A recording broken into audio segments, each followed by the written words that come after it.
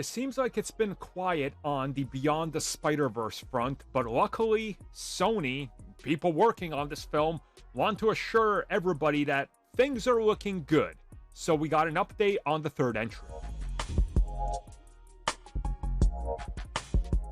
So this update comes at us directly from Chris Miller, who of course is one of the people hands-on with the entire animated Spider-Verse and lending a hand to the live-action Spider-Verse as well. So Chris Miller just wanted to update everybody who's been constantly asking them on social media, what is the status? Why can't we have an update? Well, we got an update.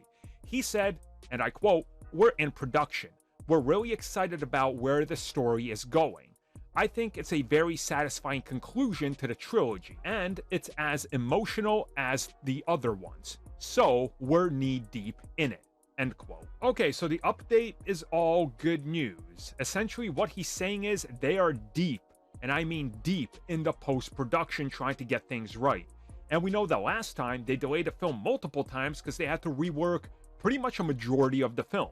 This, of course, was at the time where both films were being made back-to-back and supposed to release relatively close to one another.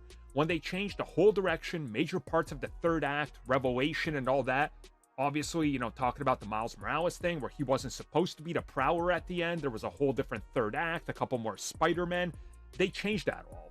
So they're going through and rebuilding the third film from the ground up, it seems, and it does make a whole lot of sense when you really, really think about it.